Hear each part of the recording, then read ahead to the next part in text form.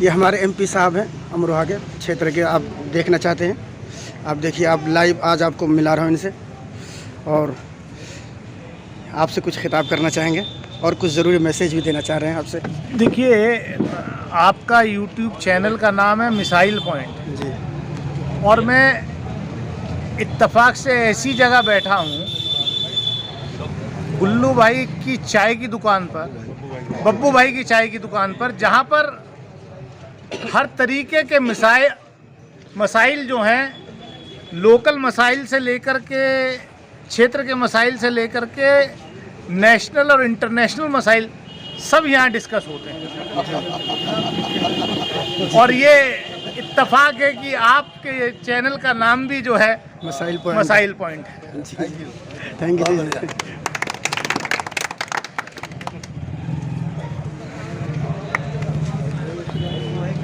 बब्बू भाई, ब्रांडिंग हो रही है आपकी फ्री में। इमाम साहब को जो है अलग से मिल लेना। एक मिटती हुई तहजीब का सरमाया है। मैं आपको ये बता दूं कि शायद ये अमरोहा की तारीख में पहली बार होने जा रहा होगा कि एक एमपी आपके सामने ऐसे सड़क पे बैठा हुआ चाय पी रहा है। ये इस बात की सदाकत है और ये इस बात की गवाही है कि आप खुशबू कोई भी लगाएं, इत्र कोई भी लगाएं, आपके अंदर से जो खुशबू आ रही है वो खाकसारी की आ रही है। ये हकीकत बात है। अगर इससे पहले अमरोहा का कोई नेता या अमरोहा का कोई विधायक या अमरोहा का कोई सांसद इस तरह से गलियों में जाकर लोगों की समस्याएं सुन रहा हो तो मुझे बताइए। सिर्फ और सिर्फ मैंने इन लोगों को यूनिवर्सिटी में भी, और मैं असल में तालिब इल्म हूँ और सदर भी हूँ हैदराबाद यूनिवर्सिटी का, वहाँ पर मैंने एक ये बात कही थी कि आजकल हम नेता पैदा नहीं कर रहे हैं, हम कायद तो बहुत बड़ी बात रही, हम नेता ही पैदा नहीं कर पा रहे। और मैं दानिश भाई को नेता नहीं कहूँगा, मैं अमरोहा का कायद कहूँगा, क्योंकि नेता और कायद में एक बात और कह रहे हैं कि अमरोहा की आवाज़ पार्लियामेंट में जिस तरीके से दानिश भाई उठाते हैं, किसी ने उठाई आज तक। उसी बात को मैं ये कहने जा रहा हूँ कि नेता मैंने क्यों नहीं कहा। नेता जो होता है वो एक स्पेसिफिक कौम का होता है, लेकिन कायद कभी कौम को रिप्रेजेंट नहीं करता। कायद जो रिप्रेजेंट करता है वो इंसानियत को रिप्रेजेंट करता है, और ये हकीकत बात है। यूनिवर्सिटी में मेरी बहुत सारी लोगों से बात हुई, जब मैं एक प्रोग्राम करवाने जा रहा था तो बात ये आई कि आप अपने यहाँ के दानिश कुंवर भाई को बुलाइए, अमरोहा के जो सांसद है। मैंने उनसे पूछा कि वो तो आ जाएंगे, लेकिन खासियत बताइए क्यों बुलाइए। तो उन्होंने कहा कि हमने पार्लियामेंट के अंदर ये बात देखी है कि उन्होंने कौम का दर्द उठाया है, उन्होंने हिंदुस्तान के मुद्दे उठाए हैं, और उन्होंने वो मुद्दे उठाए हैं जिन पे बहुत सारे एमपीज बोलने से पीछे हट रहे थे। और ये हकीकत बात है कि आपने वहाँ पर सदाकत की गवाही दी। और मैं बस यहाँ से यही पैगाम देना चाहूँगा कि मफाद एक है, इस कौम का नुकसान भी एक ही सबका नबी, दीन भी, ईमान भी एक, हरम पाक भी, अल्लाह भी, कुरान भी एक, कुछ बड़ी बात होती जो होते मुसलमान भी एक।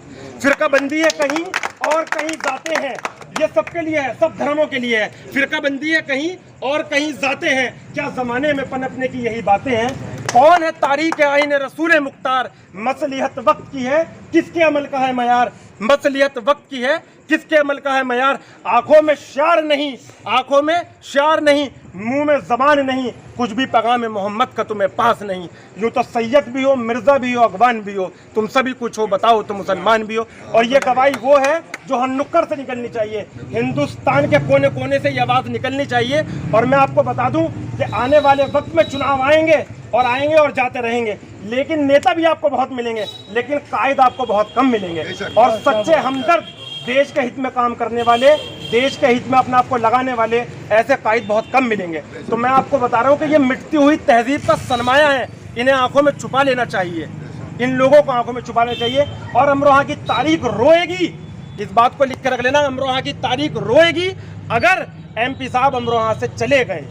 अमरोहा की तारीख रोएगी, और ये हकीकत बात है। हमें अब भी एमपी साहब के साथ खड़ा होना, सरकारों से हमें मतलब नहीं है, सरकारें आती जाती रहती हैं, सरकारें आएंगी जाएंगी। अभी एमपी साहब ने कहा कि सिस्टम है, हमें अपने पैरों पे खड़ो के सिस्टम से लड़ने वाला बनना है, हमें सरकार से लड़ने वाला नहीं बनना।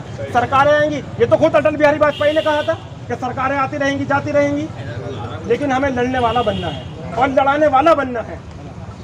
तो बस आप लोगों से यही मैं कहूँगा, आखिर में एक शेर के साथ बस बैठ जाऊँगा।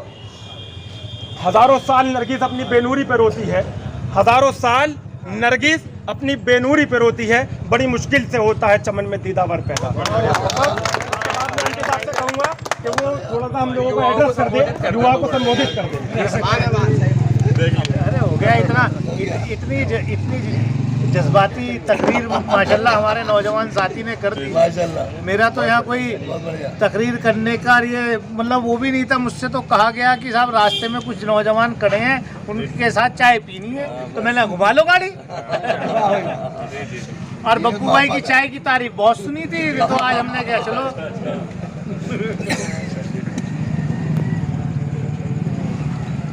चलिए साहब, बहुत बहुत शुक्रिया आप लोगों का। भाई हम तो इतना ही कह सकते हैं कि